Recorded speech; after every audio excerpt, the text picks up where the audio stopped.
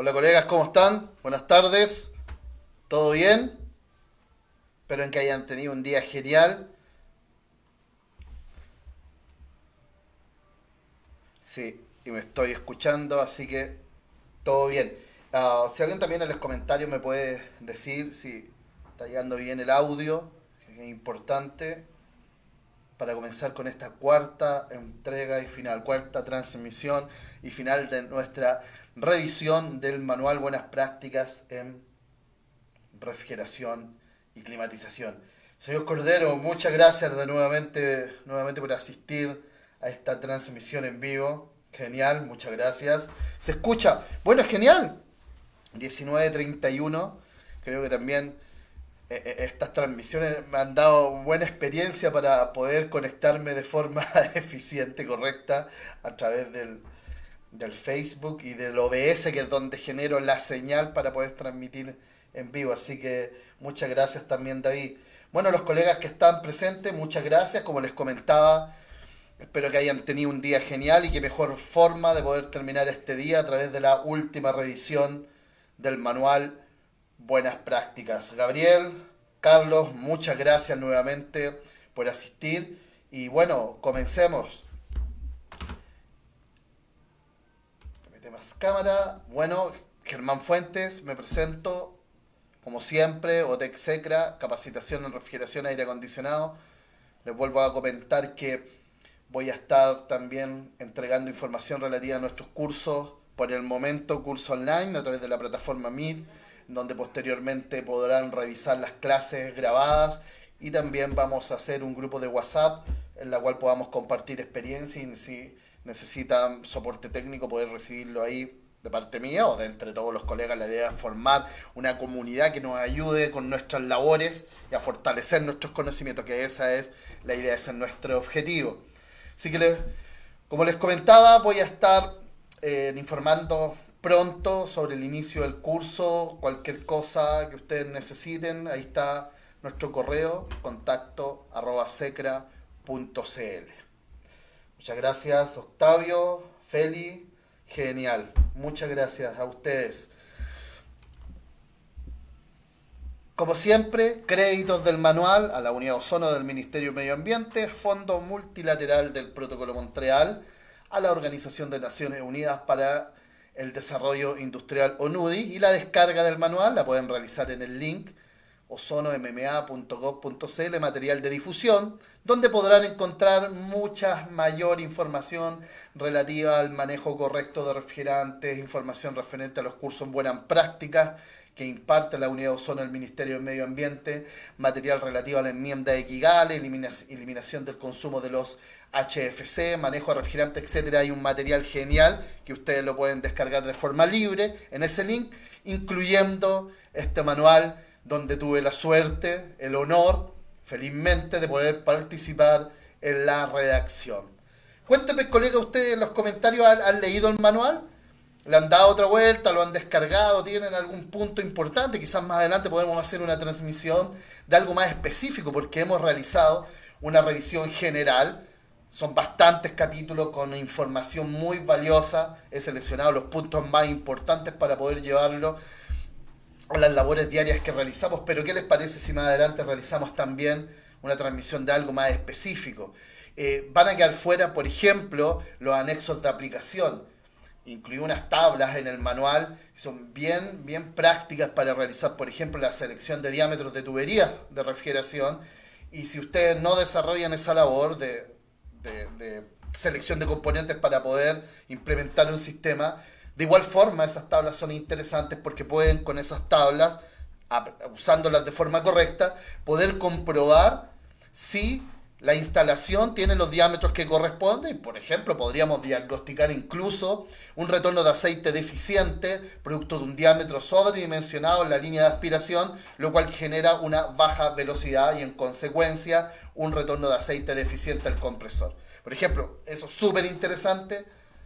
Ahí con eso podemos utilizar las tablas en esa instancia. Por ejemplo, otra cosa, podemos también analizar lo que corresponde a los límites de aplicación de compresores.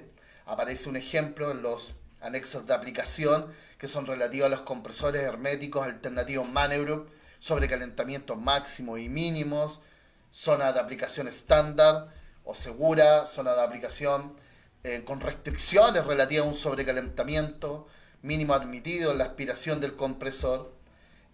También existen como ajustar presostatos, una información valiosa, cómo calcular la cantidad de refrigerante que nosotros podemos al momento de realizar la recuperación.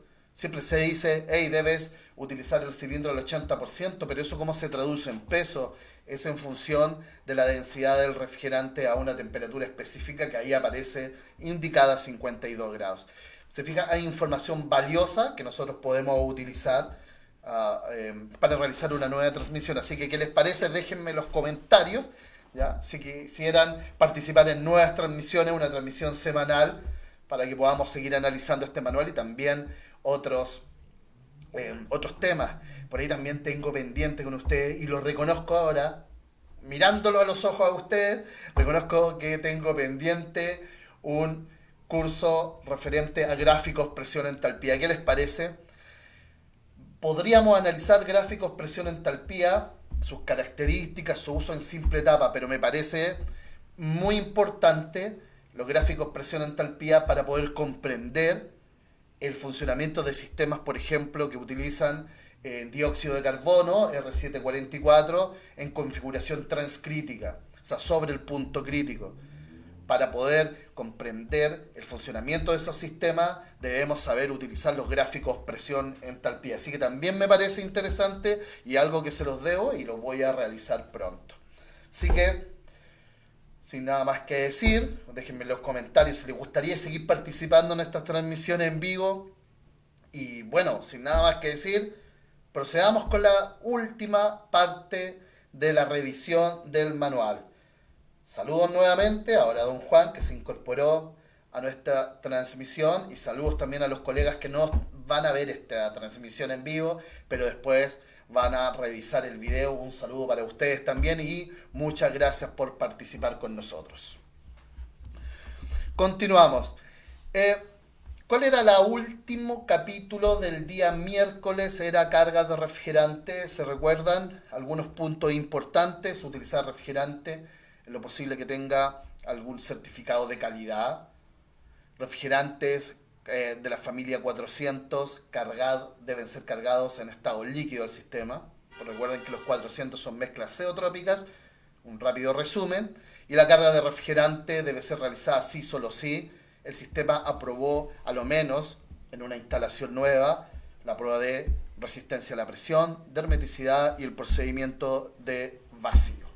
Eso es como un resumen pequeñito general del capítulo número 11, el último que analizamos el día miércoles.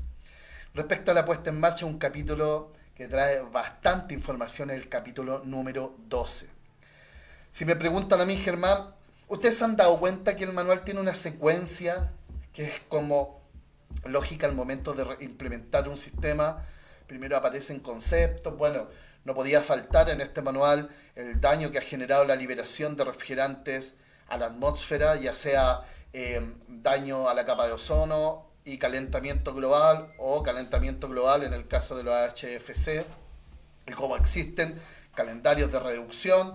Posteriormente realizamos un contexto en cuanto a clasificaciones, ¿ya? Se recuerda la clasificación de sistemas. De hecho, el alcance de esta norma manual de buenas prácticas, ¿ya? Manual de buenas prácticas basado en la norma 3241-2017, es que es para sistemas tipo 1, tipo 2 y tipo 3, o sea, sistemas cargados con refrigerante sintético de clasificación de seguridad A1, baja toxicidad y no inflamable, ¿ya? Se recuerda la extensión. Posteriormente clasificamos usuarios, finales, sistemas, lo que acabamos de comentar, clasificación de refrigerantes, selección de refrigerantes, medios técnicos, recomendaciones de diseño, instalación, carga de refrigerante, puesta en marcha. Esa ha sido la secuencia. Entonces me pregunta, Germán, ¿por qué la carga de refrigerante está fuera de la instalación o fuera de la puesta en marcha? La verdad que ese es un tema que siempre se ha discutido. ¿Dónde está la carga de refrigerante está en la instalación del sistema o en la puesta en marcha del sistema. ¿Hasta dónde llega la instalación y comienza la puesta en marcha? ¿O la instalación contiene la puesta en marcha como una actividad por sí misma? La verdad que son temas que se han discutido casi siempre cuando diseñamos el manual, independiente de eso, que puede seguir discutiéndose incluso de forma eterna, está indicado de forma separada, ¿ya? Si ustedes consideran que la instalación contiene la puesta en marcha o es instalación y posteriormente viene la puesta en marcha como dos actividades diferentes, y si la carga de refrigerante forma parte de una de estas dos, déjenme en los comentarios qué piensan ustedes, ¿ya? De dónde está, hasta dónde llega la puesta en marcha, hasta dónde llega la instalación, dónde comienza la puesta en marcha. Incluso se ha discutido si corresponden a técnicos, a profesionales diferentes. Hay alguien que solamente realiza instalación, otros que solamente realizan puesta en marcha, hay unos que realizan las dos actividades. Bueno, es una actividad, o sea, es una discusión que siempre va a estar sobre la mesa, pero hay que tomar acción al respecto, y quedó el manual caracterizado de esta forma de la que nosotros hemos estado analizando. Bueno, Humberto, muchas gracias desde Puebla, México, colega, muchas gracias. Feli, claro que nos interesa cursos semanales, genial, genial, genial. Entonces vamos a continuar realizando transmisiones semanales para poder tener este punto de encuentro de frigoristas. Continuamos con el manual y dice el objetivo de la puesta en marcha, ¿ya?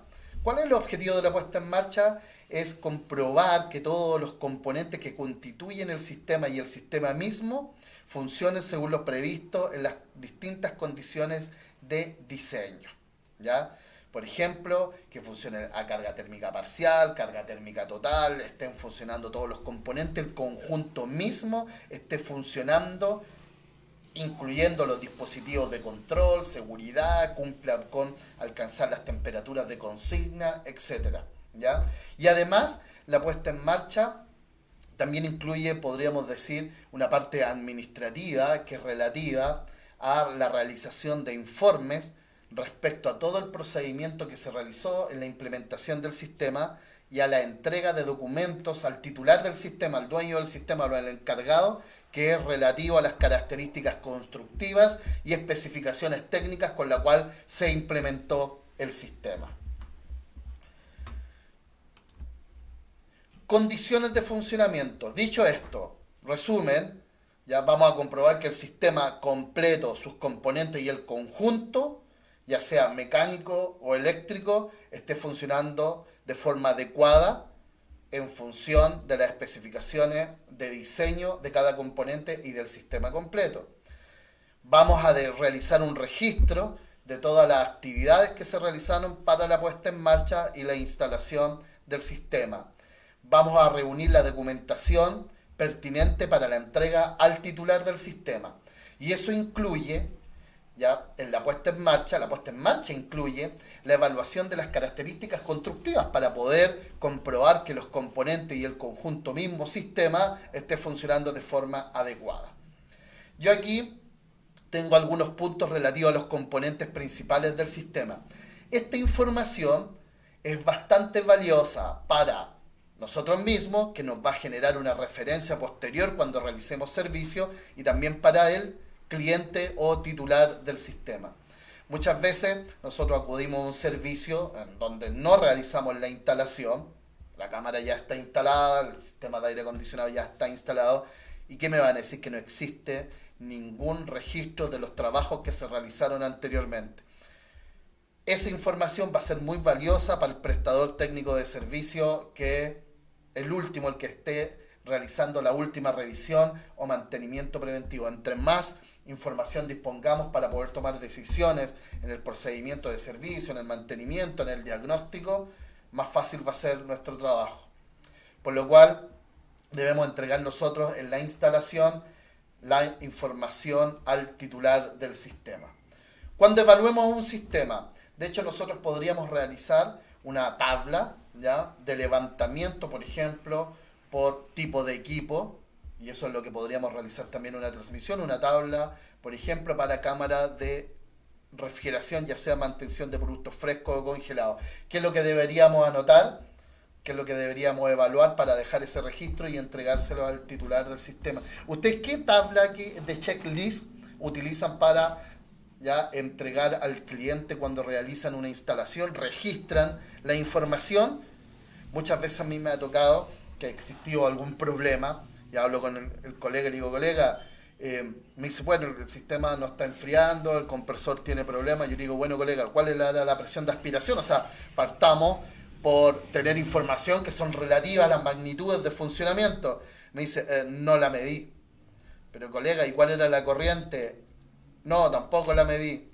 Y entonces es muy difícil que nos podamos ayudar a nosotros mismos o solicitemos ayuda si no tenemos a lo menos las magnitudes de funcionamiento básicas del componente que nosotros estamos diagnosticando en ese caso. Entonces, ¿qué es lo que vamos a hacer?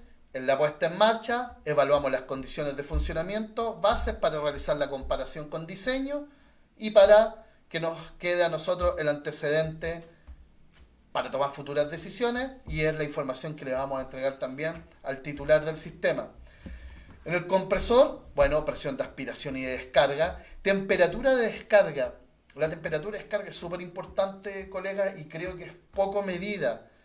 Altas temperaturas de descarga pueden ser producto de altas presiones de descarga o incluso una falta de refrigerante, una carga de refrigerante insuficiente, porque el sobrecalentamiento es elevado en la aspiración del compresor y eso genera un aumento de temperatura de descarga.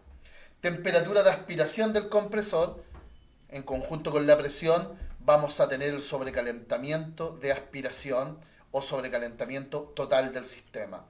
El nivel de aceite debe ser supervisado a lo menos las primeras 2 o 3 horas de funcionamiento. La verdad es que cuando existen problemas de retornos de aceite, generalmente estos se hacen evidentes en las primeras horas de operación del compresor, por lo cual es valioso poder registrar el nivel de aceite en el visor y verificar si se genera el equilibrio de salida del aceite del compresor y posterior retorno. La tensión de suministro del compresor, y esta tensión la vamos a medir en los bornes de conexión del compresor. Algunos colegas me dicen, oye Germán, si yo medí tensión, ¿dónde mediste tensión? En la entrada del contactor. No, colega, debes medir en los bornes de conexión del compresor. Porque tú mides tensión en la entrada del contactor, después tienes la salida del contactor, después tienes la salida del relé térmico, después están los conductores, a veces hay una regleta intermedia y posteriormente llegan los bornes de conexión del compresor. Entonces, ¿qué forma más segura vamos a tener que medir en los bornes de conexión misma? Que sea la tensión adecuada de suministro del compresor. Y por último, evidentemente, la corriente del compresor. Tensión, voltaje, corriente, amperaje. ¿Qué me dicen, colega? O gases no condensables. Los gases no condensables se manifiestan por altas presiones de aspiración. Ahora, colega Juan, si nosotros, fíjense, que esto es así, si realizamos la prueba de hermeticidad, no observamos ninguna deformación o que algún punto haya estado débil, se va a evidenciar en ese momento. Posteriormente, la prueba de hermeticidad, vacío, no varió el vacío, el sistema está hermético y el sistema está deshidratado. Cargamos con un refrigerante de calidad, ¿ya? Con un certificado de calidad o un refrigerante que no esté contaminado, un refrigerante puro, ¿ya? En cuanto a que no esté contaminado, es muy difícil que esa instalación vaya a fracasar. No es imposible, pero es difícil. Ahora, sin embargo, siempre hay que tener mucha atención en lo que estamos realizando. Gases no condensables pueden permanecer en el sistema porque quedaron atrapados, por ejemplo, entre una válvula de servicio y una válvula de retención. O incluso se nos puede contaminar el sistema al momento de cargar con refrigerante. Debemos tener mucha atención, o el refrigerante mismo incluso puede venir contaminado. Si utilizamos un refrigerante, por ejemplo, recuperado y no tuvimos la oportunidad de poder evaluar la calidad de ese refrigerante. Así que mucho ojo, cada paso del sistema es muy importante y es necesario que realicemos todos los pasos correctos para que la instalación sea funcional en el momento, funcional en el tiempo y además cumpla con tener un grado de eficiencia energética adecuada en función del potencial de eficiencia que tiene cada componente. Es un tema súper interesante que podemos tratar también, que es relativo a la eficiencia energética de los sistemas de refrigeración.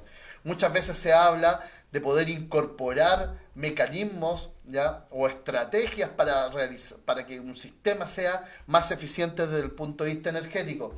Pero yo estoy convencido de que acciones rápidas, de bajo costo, son de alto impacto. Por ejemplo, el sobrecalentamiento a la salida de los evaporadores, verificar que los tiempos de intervalos de refrigeración en el descongelamiento sean los adecuados, verificar temperaturas finales de deshielo adecuada, hermeticidad de las cámaras, frecuencia de apertura de puertas. El usuario también tiene mucho que decir en la eficiencia energética de un sistema. Retomando el tema de nuestra puesta en marcha, ya tenemos registradas las condiciones de funcionamiento del compresor. Me faltó acá, evidentemente, si es un requisito del compresor, como sería con un compresor scroll, también muy importante comprobar el sistema de rotación del compresor. En este caso, si un compresor alternativo no dispone de forma crítica de una rotación, por lo cual no está indicada, pero nosotros vamos a considerar en las condiciones de funcionamiento de un sistema, verificar todo lo que sea relativo a un funcionamiento adecuado del compresor. Continuamos en el condensador con medio condensante aire, verificar el sentido de rotación de los ventiladores, si estos podrían estar girando en el sentido incorrecto, y esto es principalmente con ventiladores trifásicos. Verificar velocidad y perfiles operativos, si hay una variación de velocidad. Si tenemos la posibilidad de registrar en qué condición se realizó la puesta en marcha del sistema relativo a la entrada de aire del condensador. Y para eso necesitamos medir la temperatura de bulbo húmedo y bulbo seco del aire.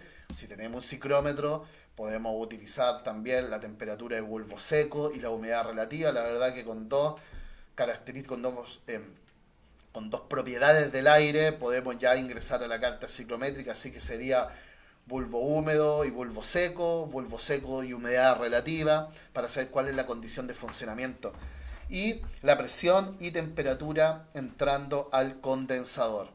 Si existe una distancia, por ejemplo, es un condensador remoto, podemos evaluar cuál es la presión y temperatura del refrigerante ingresando al condensador. Si es una unidad condensadora compacta, evidentemente que la temperatura de descarga y la presión de descarga van a ser las presiones de entrada de refrigerante al condensador, considerando que en ese caso no tenemos la posibilidad de realizar las dos medidas.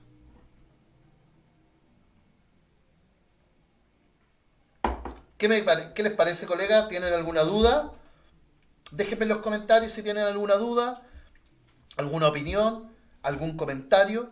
Se fijan que estamos registrando las magnitudes de funcionamiento más importantes del sistema para que queden registradas ya en nuestra entrega de puesta en marcha del sistema. Continuamos con el evaporador, también sentido de rotación, caudal de aire de los ventiladores ya del evaporador, sobrecalentamiento generado por la válvula de expansión termostática. Recuerden que ese sobrecalentamiento es el sobrecalentamiento útil. En el compresor es el sobrecalentamiento total o sobrecalentamiento del sistema. Recuerden cuando analizamos el programa VAP de Bock, en donde podíamos discriminar diferenciar estos dos sobrecalentamientos. Subenfriamiento en la entrada de la válvula de expansión. Hay una cosa acá, y un poco tocar lo relativo a los riesgos de la manipulación de refrigerante.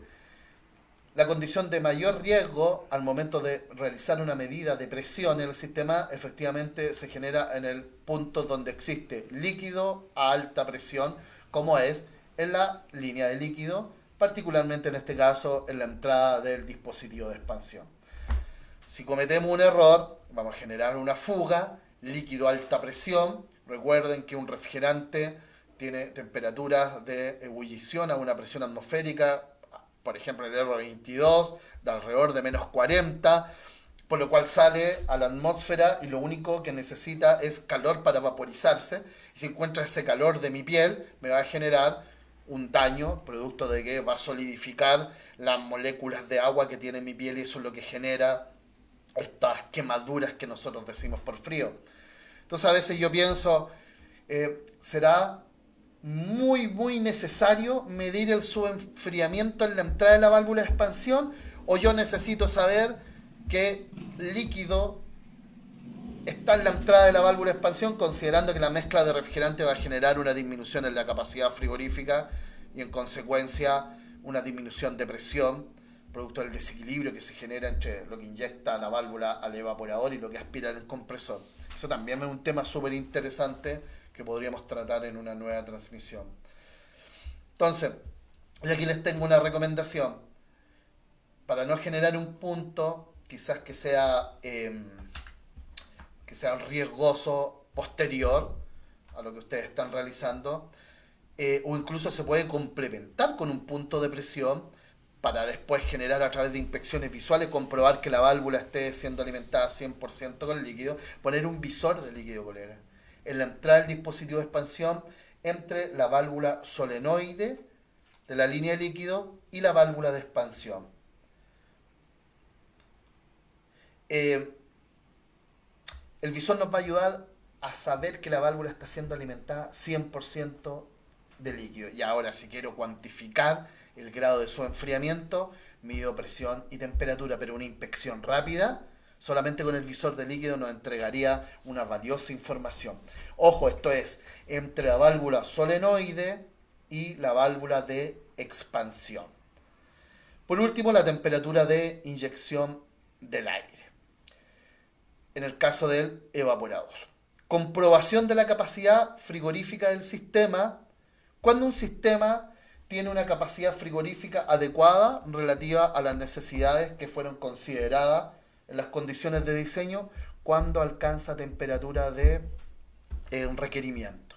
Por ejemplo, diseñamos una cámara o la cámara es para una mantención de producto fresco a 2 grados y la cámara alcanza 2 grados. Significa que tiene la capacidad frigorífica adecuada, porque alcanza temperatura de consigna. Esa es la forma práctica de saber que tiene la capacidad frigorífica adecuada. Si la cámara no alcanza temperatura y el compresor funciona de forma permanente, evidentemente que existe un problema, ya sea un problema funcional o un problema de diseño o un problema de que existan cargas térmicas más elevadas que las que fueron consideradas en un inicio. Por lo cual esa sería la primera forma, ¿ya?, de poder comprobar, una forma práctica inicial de poder comprobar la capacidad frigorífica del sistema. Posteriormente podemos nosotros evaluar el tiempo de funcionamiento del compresor y esto debiese ser cercano a lo que nosotros consideramos al momento de realizar el cálculo de carga térmica, que van del orden de las 14 a las 16 horas al día. Ahora, ¿qué pasa si se alcanza temperatura de consigna requerida, pero el compresor se detiene rápidamente? Uno dice, bueno, Germán, la capacidad frigorífica es la que corresponde. Sí, es la que corresponde, pero quedó el sistema sobredimensionado. Un compresor aproximadamente debiese partir y detenerse unas 4 veces en una hora. Si el compresor parte y se detiene porque alcanza temperatura muy rápido, 6, 7, 8, 10 veces en una hora, estamos frente a un problema de sobredimensionamiento. El sistema está con genera una capacidad frigorífica mucho mayor al requerimiento. Y eso trajo problemas de, primero, costos elevados en la inversión inicial de los componentes, costos elevados en la instalación, elevados con respecto a lo que debería haber sido, y va a traer costos elevados en el funcionamiento, puesto que ¿ya? Y a pesar de que funcionan menos tiempo, los pics de partida que genera ese compresor sobredimensionado van a provocar que el consumo energético sea mayor que el que corresponde. Y no todo termina ahí, estimados colegas. ¿Por qué? Porque esas paradas y detenciones podrían generar que un desequilibrio entre el aceite que salió y está retornando. Entonces, si el compresor dispone de algún dispositivo de seguridad, podría ser que este proteja el compresor por bajos niveles de aceite. Si no dispone, hay que tener mucho ojo con la evaluación del nivel de aceite del compresor. Podría ser que el compresor falle por lubricación, por no tener retornos de aceite, porque no tiene un funcionamiento continuo, producto de que está sobredimensionado.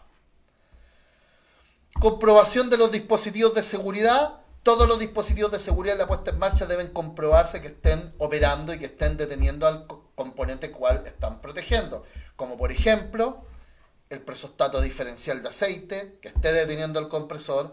Vamos a accionar el presostato de alta seguridad, que esté deteniendo el compresor, guardamotor o relé térmico, que detenga el compresor y cualquier otro dispositivo. Debemos comprobar su funcionamiento, ¿ya?, dentro del circuito eléctrico de fuerza y control. Lo peor que nos puede pasar es que existe un componente y producto de un error en la conexión, o por ejemplo lo que comentábamos en la transmisión anterior, que el presostato de alta seguridad haya sido instalado en un punto donde hay una válvula de servicio y por error esa válvula de servicio ya cerró el paso de refrigerante al presostato de alta seguridad, el compresor va a quedar desprotegido. Entonces, en la puesta en marcha nosotros vamos a comprobar que todos los dispositivos de seguridad estén funcionando. Algunas preguntas, dice Alexi, en el evaporador yo agregaría funcionamiento correcto del sistema de desescarche y realizar la regulación, por supuesto, colega. Por supuesto, de hecho en el manual viene especificado que hay que evaluar el funcionamiento adecuado de la estrategia de descongelamiento. Así que, por supuesto que sí, colega. Colega Alexi, otros colegas, uno de los errores quizás más frecuentes, y a veces por querer asegurar que el evaporador quede totalmente limpio, digo, no con hielo, a eso me refiero, porque un descongelamiento no limpia el evaporador de suciedad, sino que con respecto al hielo, es ajustar temperaturas finales de deshielo muy altas, ¿ya? Y eso en cámaras de mantención de productos congelados generamos un aporte muy significativo de carga térmica, y además la resistencia al calefactor está a una temperatura que es bastante alta, y para lograr la temperatura final de deshielo, que a veces por una temperatura elevada o a veces por la ubicación incorrecta del sensor final de deshielo, las resistencias se calientan demasiado, el agua se vaporiza al tocar la resistencia y sale vapor de agua dentro de la cámara, y ustedes entran y está lleno de vapor de agua. Por densidad ese vapor sube, llega al techo, el techo está frío, el techo interno de la cámara está frío, ese vapor de agua se condensa y después tenemos todo el techo con hielo, y evidentemente por gravedad las gotas caen y tenemos el piso y el techo de la cámara lleno con hielo por tener una temperatura final de hielo o una instalación del sensor incorrecta. A veces, además, si bien es cierto, uno puede ajustar una temperatura final de hielo y un tiempo máximo de hielo en el aporte de calor, también el tiempo es bastante alto. Entonces pongo 20 grados final de hielo y un tiempo máximo, dependiendo del controlador, no sé, 90 minutos, y entonces eso es de forma incorrecta.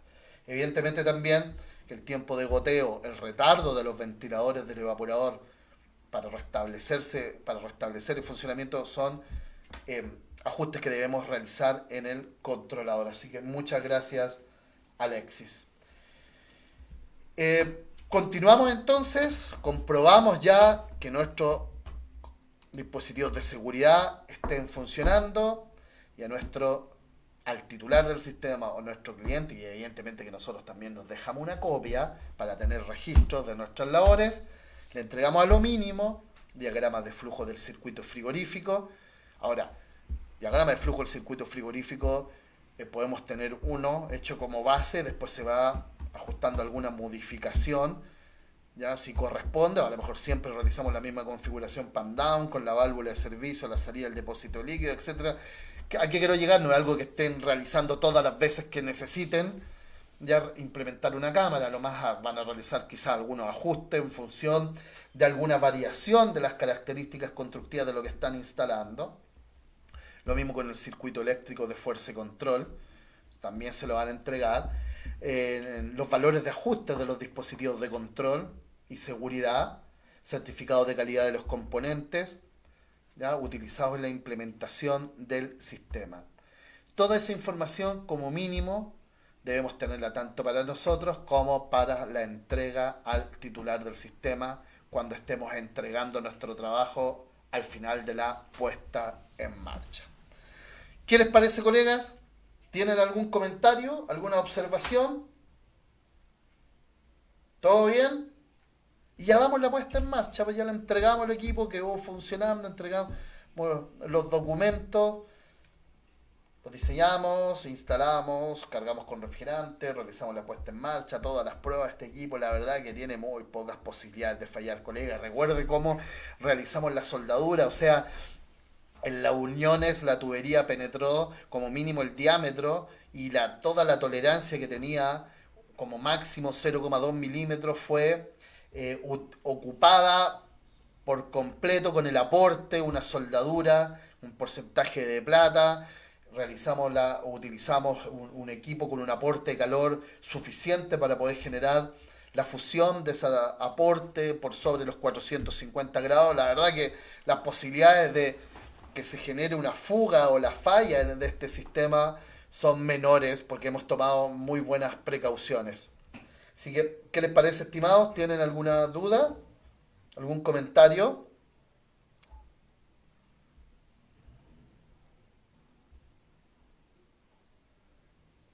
¿Todo bien?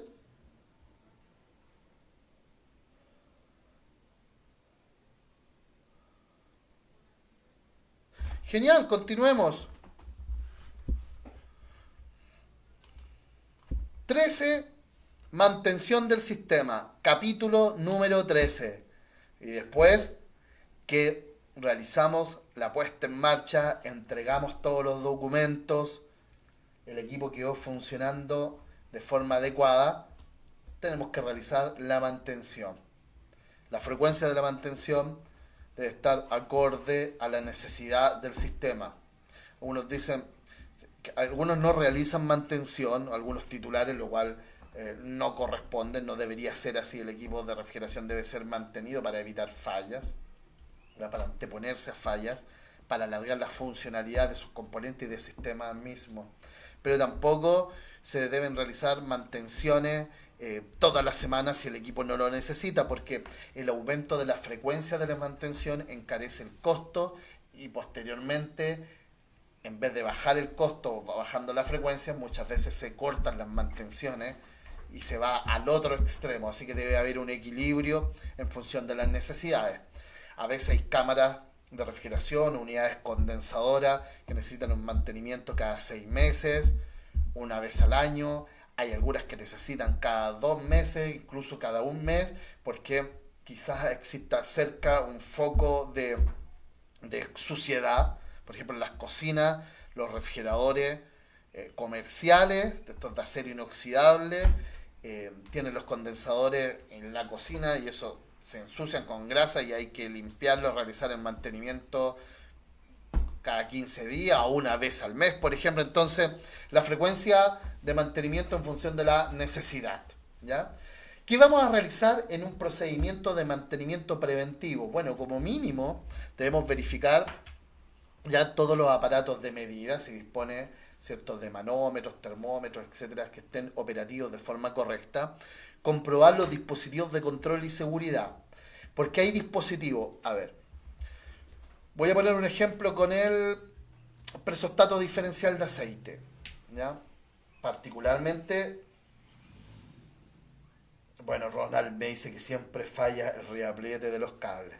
Por eso que hay que, en la mantención preventiva, hacer una mantención al tablero, al circuito eléctrico de fuerza y control, y evidentemente que eso incluye el reapriete de cable. Ya vamos a llegar ahí, Ronald. Les decía la comprobación de los dispositivos de control y seguridad. Bueno, un ejemplo, el presostato diferencial de aceite, particularmente el Danfoss LMP55. Ese presostato, cuando falla, producto que interiormente, bueno, también podría ser un muy buen tema de transmisión, el presostato diferencial de aceite. ¿Qué les parece, colega? Van saliendo ideas a medida que vamos avanzando en la transmisión, ¿ya? El presostato diferencial de aceite, el MP55, cuando falla, porque internamente tiene unas resistencias, etcétera, en la operación, esas resistencias se pueden quemar. eh, Cuando falla, no es que abra el circuito, lo que hace es desproteger al compresor en el caso de que no se esté cumpliendo la diferencia de presión en la bomba de aceite del compresor. Fíjense bien. Por lo cual, dice, hey, yo fallé, pero yo no voy a abrir el circuito porque fallé, sino que voy a desproteger al compresor. Por lo cual, en el mantenimiento preventivo, es necesario comprobar que los dispositivos de seguridad, particularmente del compresor, pero también esto se extrapola, por ejemplo, a los ventiladores del evaporador, ventiladores del condensador, todos los dispositivos de seguridad deben estar operativos. Una vez un colega falló el compresor, y tenía el problema era de aceite. Mandó a reparar el compresor, lo instaló y volvió a fallar.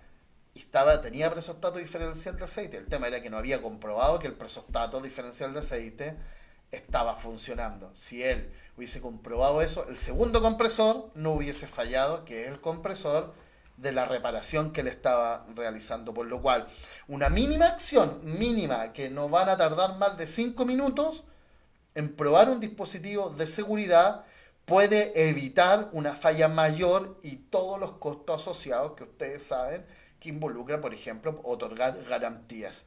Y en el caso de los MP55, bomba de aceite, realicemos una relación rápida, no son compresores pequeños, son compresores de una capacidad ya relativamente razonable. Capacidad frigorífica relativamente razonable en un compresor semihermético, un costo también relativamente razonable. Por lo cual voy a tomar acción y voy a comprobar el funcionamiento de los dispositivos de seguridad del compresor.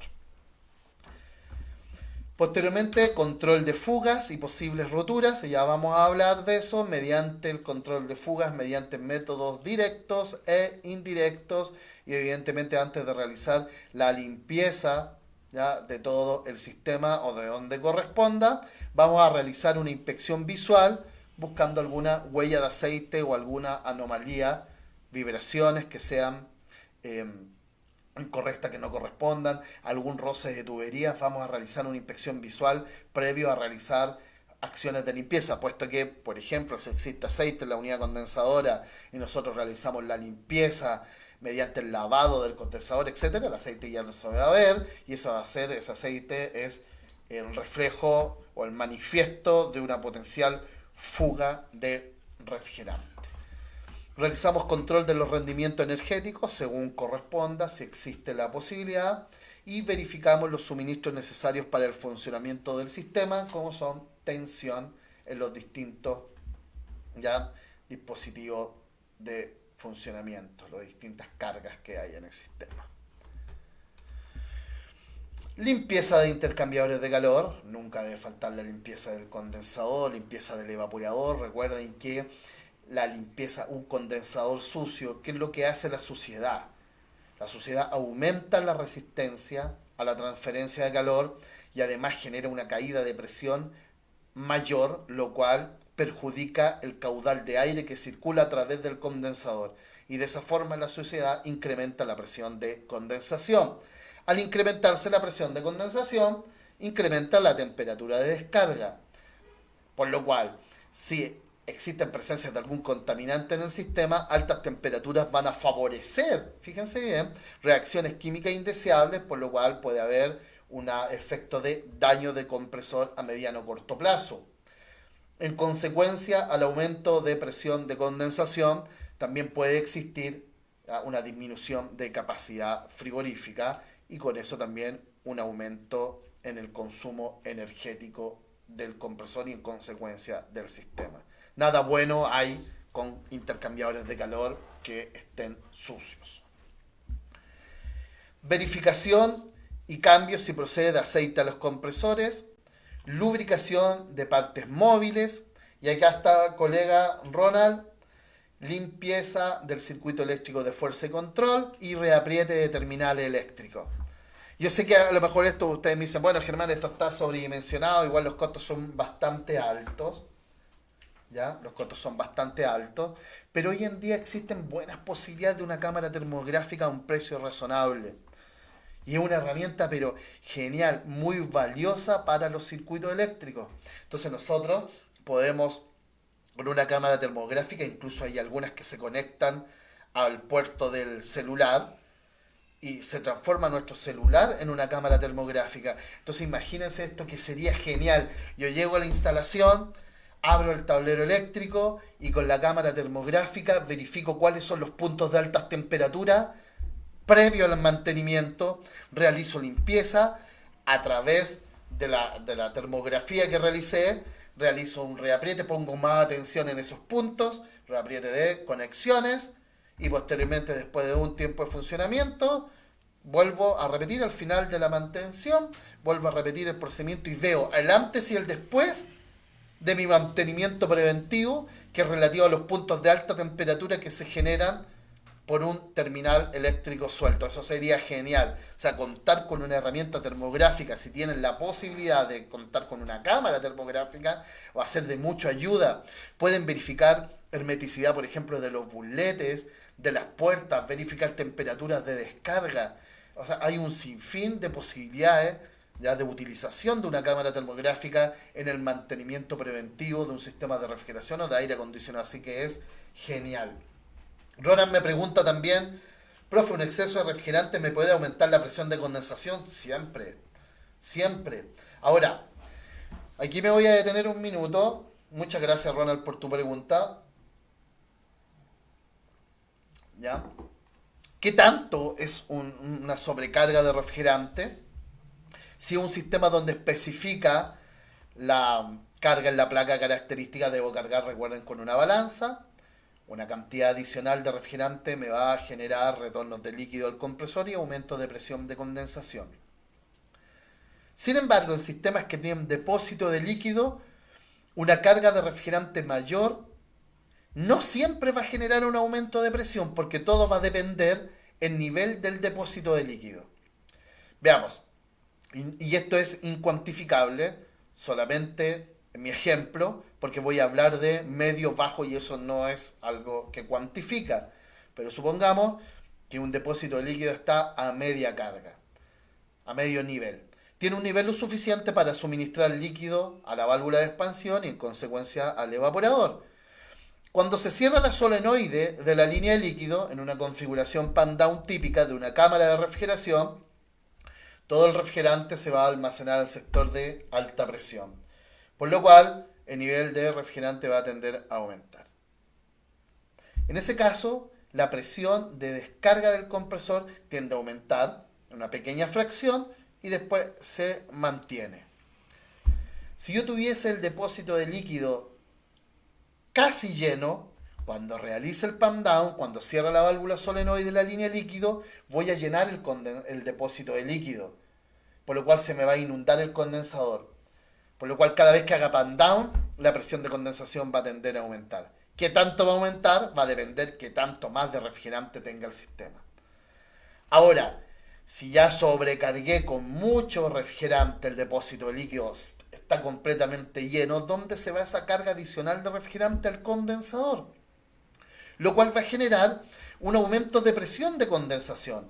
Ahí está tu respuesta, Ronald. Sobrecargas de refrigerante, cuando sobrepasan el nivel del depósito de líquido, inundan el condensador y generan un aumento de presión de condensación. Generan también, producto de que el depósito de líquido está 100% con refrigerante, generan grados de su enfriamiento mayores, por lo cual la mezcla de refrigerante, líquido, vapor en la entrada del evaporador se hace mucho más rica en líquido, lo cual trae como consecuencia que potencialmente la válvula de expansión termostática no sea capaz de controlar el sobrecalentamiento a la salida del evaporador y vamos a tener un hermoso retorno de líquido que puede dañar al compresor, recuerden, tanto como por golpe de líquido como por dilución de aceite y un atascamiento. Alexis dice, si tuvieras un sobrecalentamiento muy bajo es porque tienes un exceso de refrigerante.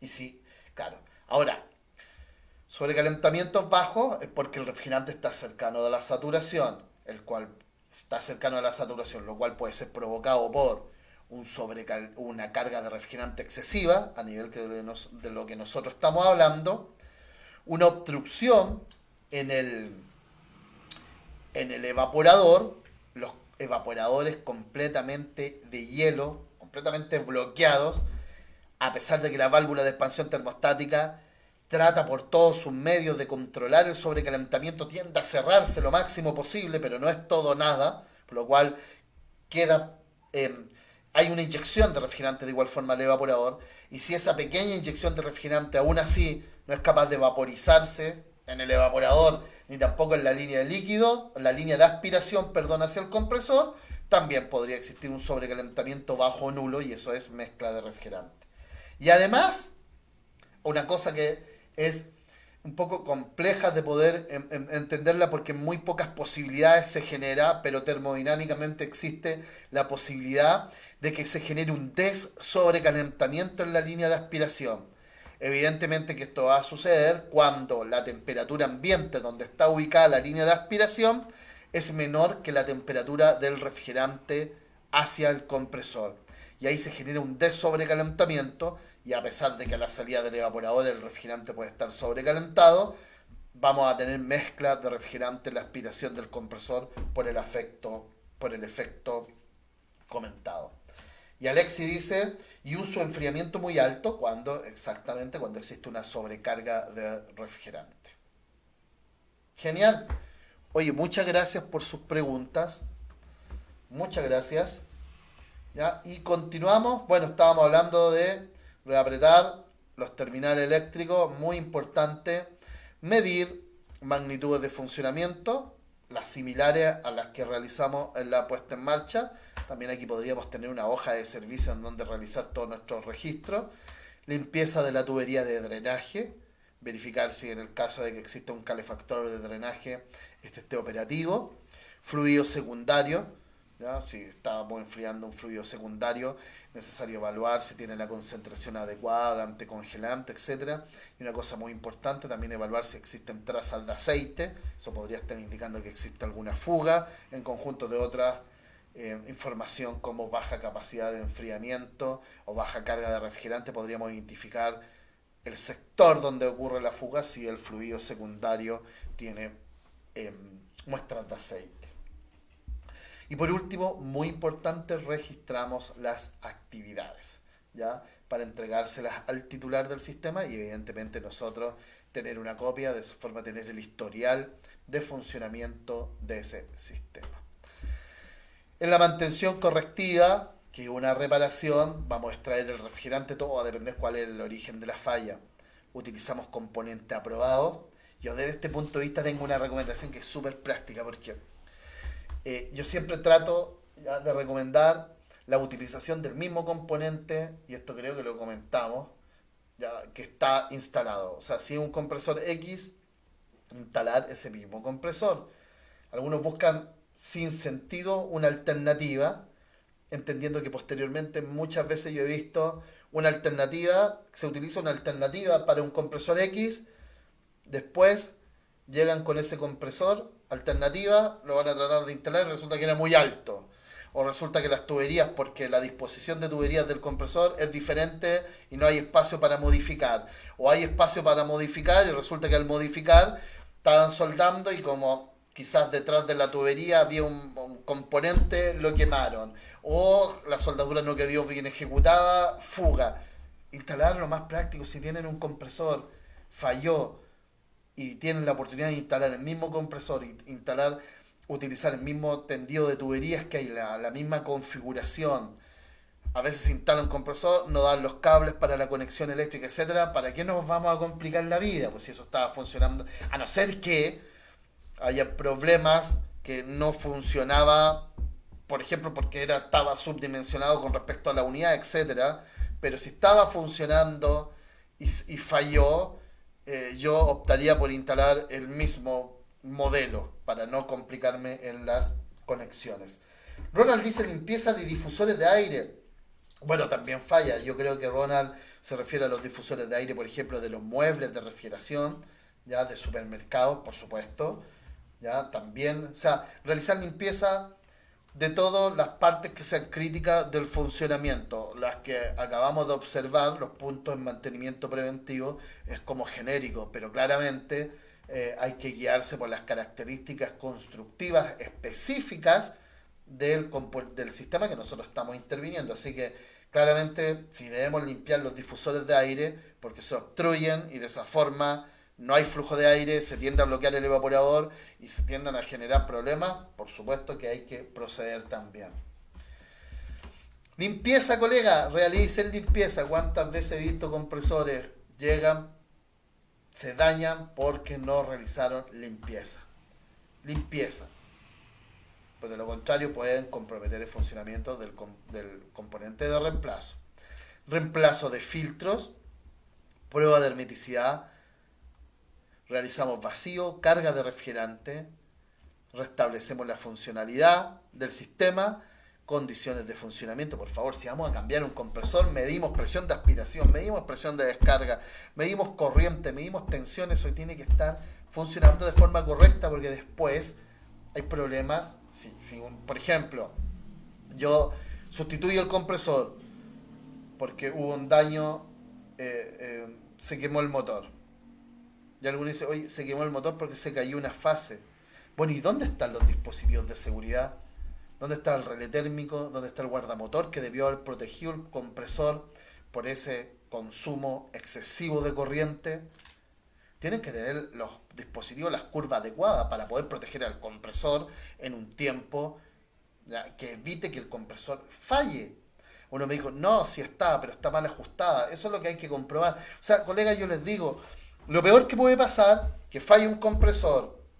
Nosotros cambiamos el compresor y después ese compresor de reemplazo falle. Nosotros vamos a tener que dar la garantía y todos sabemos los costos asociados a una garantía son altos. Incluso pueden ser superiores a lo que nosotros teníamos considerado como beneficio de ese trabajo. Entonces, no hay que tomar, ¿cierto?, malas decisiones. Ronald dice también, bueno, separador de aceite, tapado, un clásico en las centrales de refrigeración, quizás porque evidentemente los volúmenes internos de esos sistemas son mucho mayores que en una cámara, pero también está la alternativa. Alexis dice, en equipos enfriados por agua, realizar retrolavado y varillado, cambio de relleno en torre de enfriamiento, tratamientos de agua, correcto, limpieza, filtro, etcétera, por supuesto. La torre de enfriamiento también comprobar ya cuál es la calidad del agua. Muchas torres de enfriamiento tienen circuitos cerrados con tratamiento de agua, y entonces hay que verificar que el tratamiento también sea de forma efectiva. En resumen, muchas gracias por sus comentarios y ustedes pueden observar entonces a través de la participación de los colegas que cada sistema tiene su necesidad específica. Y ahí estamos hablando de condensadores enfriados por agua, torres de enfriamiento, evaporadores que hay que varillarlos también en enfriadores de agua. Ronald habla de los difusores de aire de los muebles de supermercado que también es necesario limpiarlos para no obstruir el paso de aire, con esto el bloqueo del evaporador. Y por Dios que hay algo que cuesta, que es desbloquear evaporadores cuando están con hielo, ¿cierto? Hay alguna experiencia de desbloquear evaporadores con agua, una cámara de mantención de productos congelados todavía está a baja temperatura con agua, que es la forma más eficiente, ¿ya?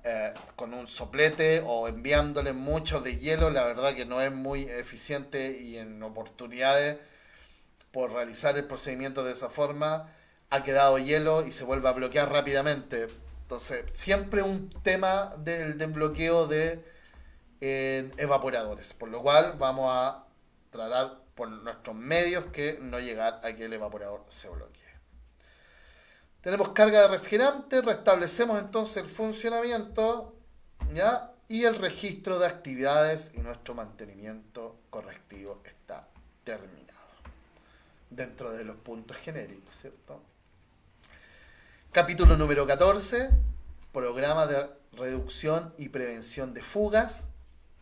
Debemos comprobar la hermeticidad de forma crítica de los siguientes puntos. Hablé en la mantención preventiva que es muy importante, ¿ya? Verificar que no exista una huella de aceite. El aceite en un sistema puede indicarnos de que existe una fuga, ¿ya? Entonces, por lo cual comprobamos de forma inicial, ya a través de una inspección visual, que no existan manchas de aceite, que eso podría ser fuga. ¿Dónde vamos a poner una especial atención? ¿Ya? Al momento de realizar la comprobación.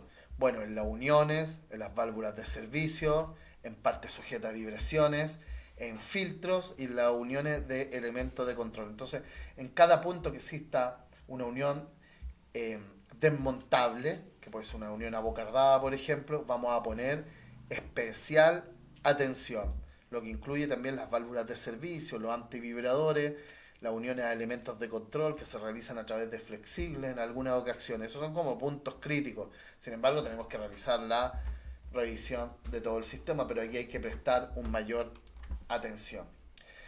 Tenemos dos formas de realizar ya la comprobación de hermeticidad del sistema. Y la verdad que las dos pueden ser complementadas. Número uno, tenemos el método directo, que es mediante la utilización de detectores de fuga electrónicos y sus diversas eh, características en cuanto al sensor, a través de ultrasonido, que no es un método de detección de fuga muy masivo, pero también existe la posibilidad.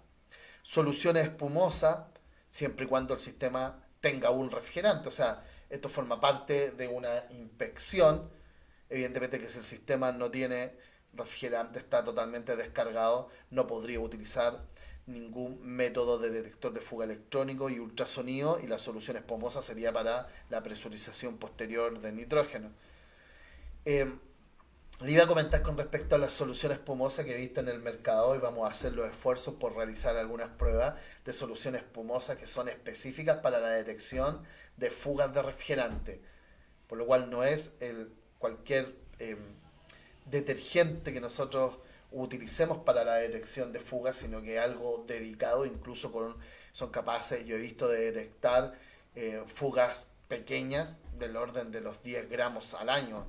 Entonces serían soluciones espumosas específicas con una temperatura muy baja de solidificación, vale decir que la puedo utilizar en evaporadores de mantención de productos congelados, por ejemplo, cosa que no puedo utilizar cuando existe con agua, con jabón.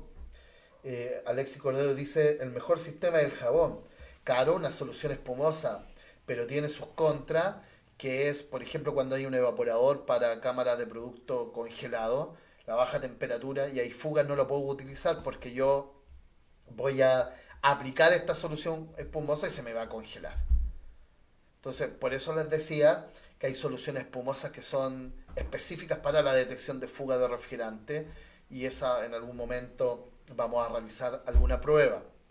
Y por último, los fluidos trazadores, ¿ya? Que el fluido fluorescente que nosotros inyectamos al sistema, el que se mezcla con el aceite y posteriormente está circulando con el aceite por el sistema, y con la lámpara yo la puedo verificar en los puntos donde existen fugas.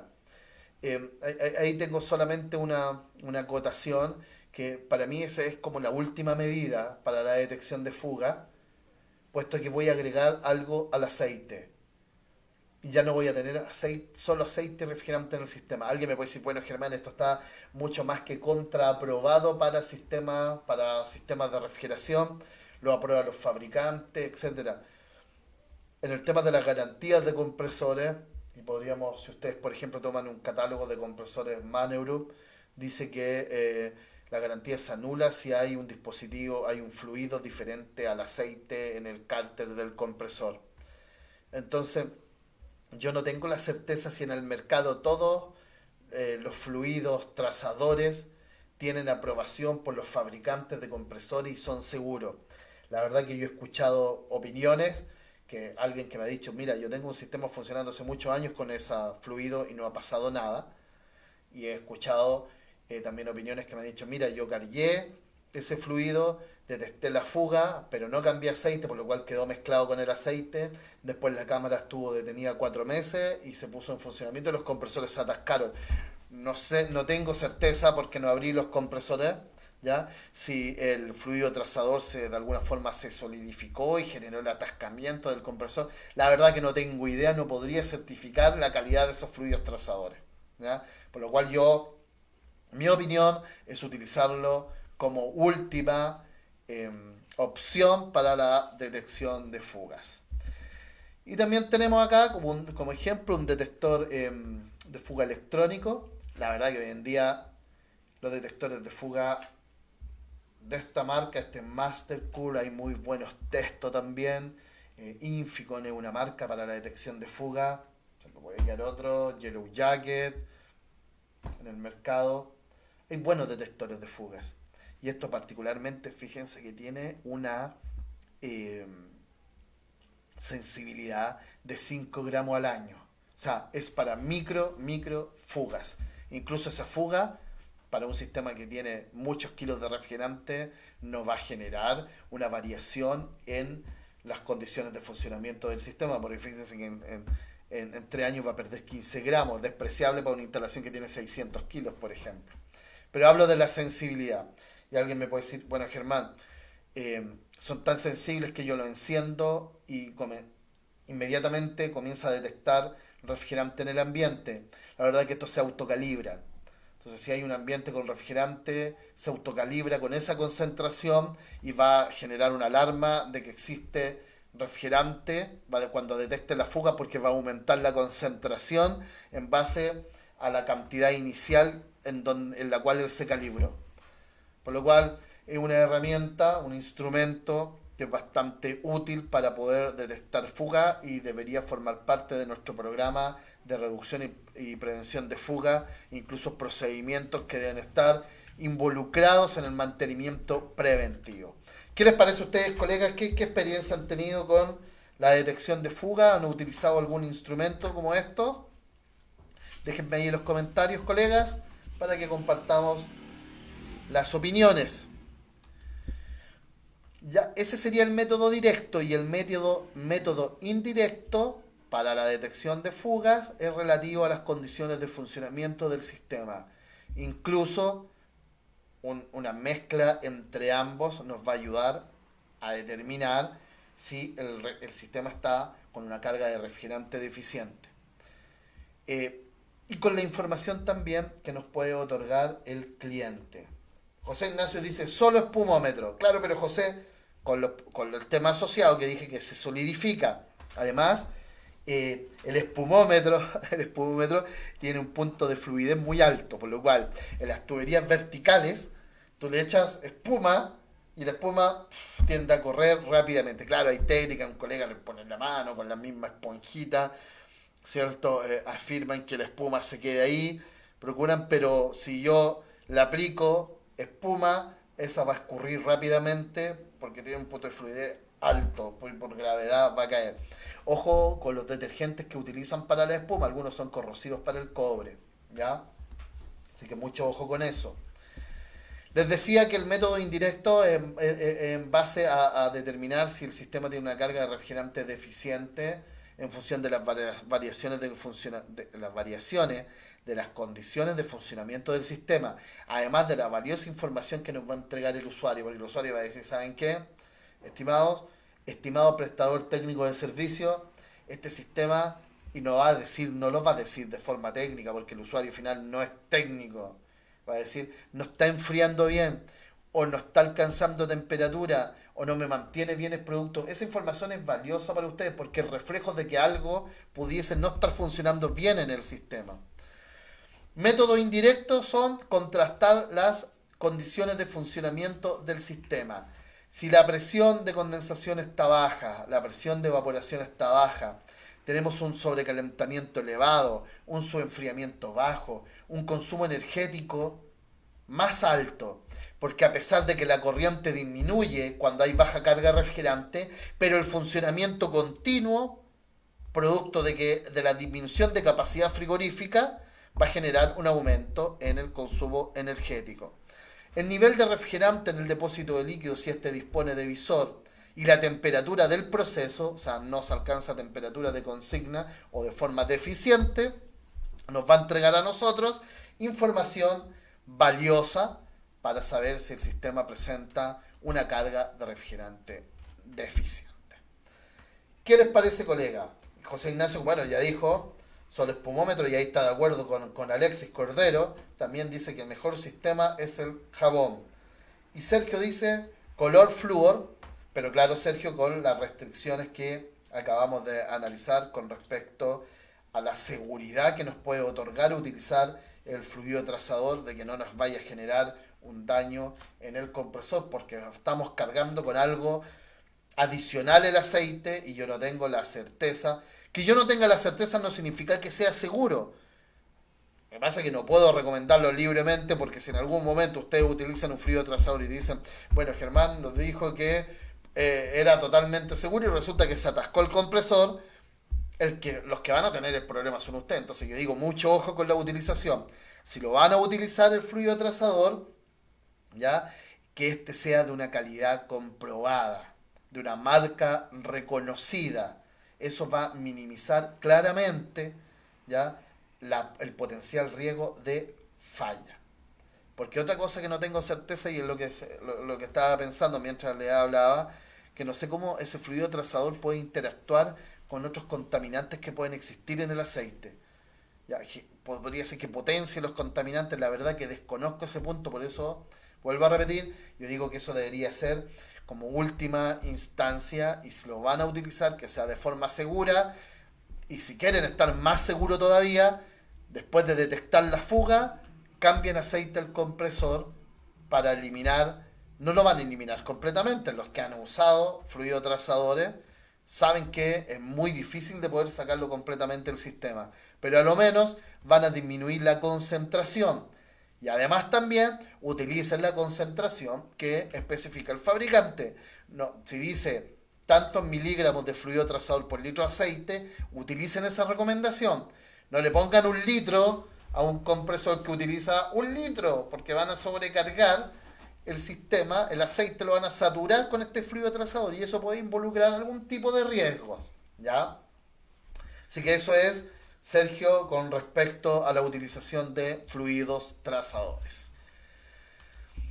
Colegas, bueno, cuarto para las 9, llevamos ya 1 hora y cuarto de transmisión en esta cuarta y última entrega de revisión general del nuevo manual de buenas prácticas, sistemas de refrigeración y climatización, inspirado en la norma 3241-2017, la nueva norma de refrigeración correspondiente al Instituto Nacional de Normalización.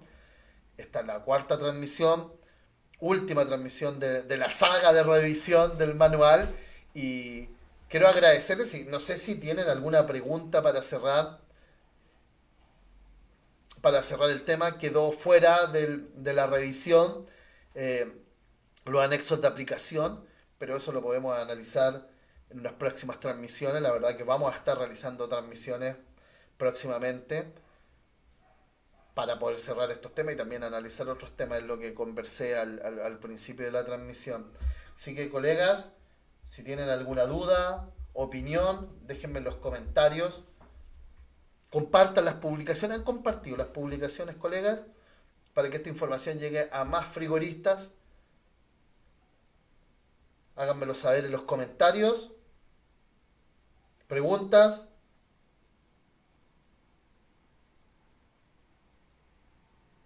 ¿Todo bien entonces, colegas? ¿Cuándo la inducción de diagrama pH y carta psicométrica? Alexis Cordero.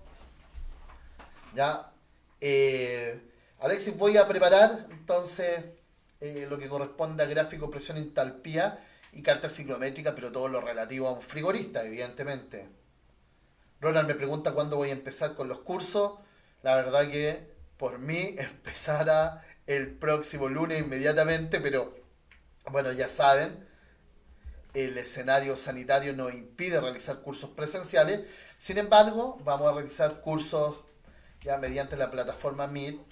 El mismo curso les voy a informar los temas de técnicas de mantención de sistemas de refrigeración. Es un curso general de refrigeración donde vamos a ver todos los aspectos relativos a los principios de funcionamiento. Les va a servir mucho para reforzar sus conocimientos.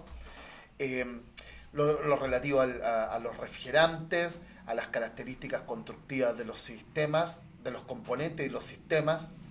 Y posteriormente vamos a analizar procedimientos de servicio, diagnóstico de falla y una evaluación de necesidades de mantenimiento. Todo eso en un curso de 30 horas. Ya próximamente les voy a informar. Vamos a comenzar de una vez con ese curso.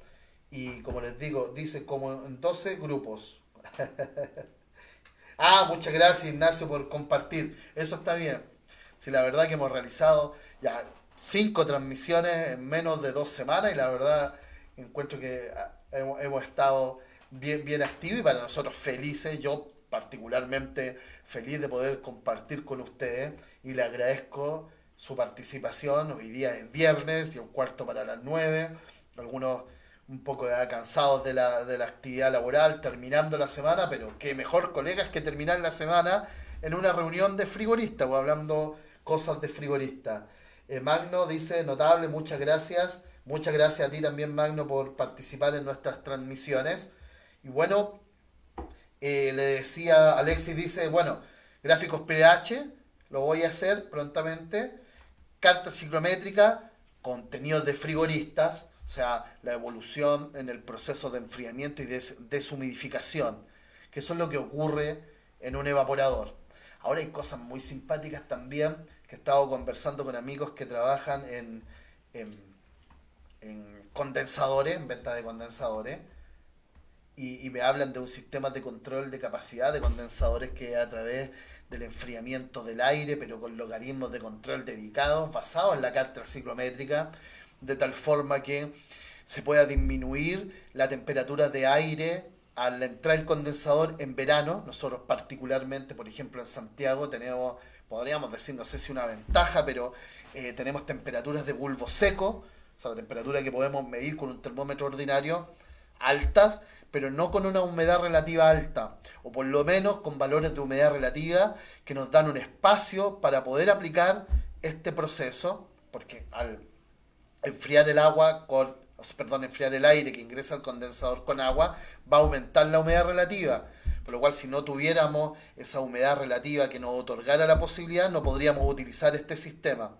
Pero felizmente sí se puede. Entonces, es una muy buena alternativa para disminuir la presión de condensación en verano y con eso generar una mayor capacidad frigorífica, un menor gasto energético. Así que me parece genial. La carta psicométrica también es una herramienta que nosotros podemos utilizar. Y como les digo, también podríamos realizar una transmisión sobre ese tema. Así que genial. Saludos desde Paraguay. Porfirio, hola colega, ¿cómo estás? ¿Todo bien? Muchas gracias por haber participado con nosotros, colega. Espero que estés muy bien. Así que muchas gracias. Y dice, profe, ¿cuántos serían los valores de los cursos? Se los voy a informar, Sergio, porque no estoy seguro si vamos a lanzar el curso de 30 horas o un curso de menor hora, pero cuando realice la transmisión te vamos a informar. Ahora, evidentemente, con valores súper accesibles, ¿ya? Nuestra idea es poder contribuir al fortalecimiento de capacidades de cada uno y con esto al sector, por lo cual son valores que son súper razonables para poder participar con nosotros. Así que ahí voy a especificar de forma más detallada, Sergio, cuál sería los valores de los cursos. Y bueno, como les comentaba, son cursos online, en vivo, algo similar a lo que están viendo ahora por Meet. Van a quedar las clases grabadas, van a poder tener acceso posteriormente a las clases para poder revisarlas nuevamente y vamos a hacer un grupo de WhatsApp privado Ya, si tienen alguna duda, las dudas serán respondidas entonces en el WhatsApp y también el intercambio de conocimientos que pueden existir en ese WhatsApp a través de cada colega. Hay colegas con mucha experiencia, mucho conocimiento y estoy convencido que serán un real aporte. Sergio Fernando Hernández, colega, dice como siempre, agradecido Germán de estas instancias para reforzar contenido. No, muchas gracias también a ti, colega, por participar. La labor de cada uno es súper importante, de los profesores que enseñan refrigeración en los colegios. También súper importante, una genial labor para los futuros frigoristas. Y también espero en un futuro poder generar algún aporte de alguna u otra forma, ya, a los colegas que están estudiando en los liceos industriales. Así que genial, ¿no? Muchas gracias a ti, colega, también por participar. Bueno, parece que no me quiero despedir. Así que, pero como día viernes, nuevamente muchas gracias. Espero que tengan un excelente fin de semana, colega. Un excelente fin de semana. Descansen. A los que tienen turnos, que les vaya muy bien, que no existan muchas emergencias. Yo sé también lo que es hacer turno y uno ahí está un poco nervioso que no llamen los fines de semana, hace algunas cosas esperando ese llamado de emergencia. Así que espero que tengan un buen servicio el fin de semana. Los que van a descansar, descansen, aprovechen de leer el manual y muchas gracias por todo, colegas. Nos vemos en la próxima transmisión. Saludos.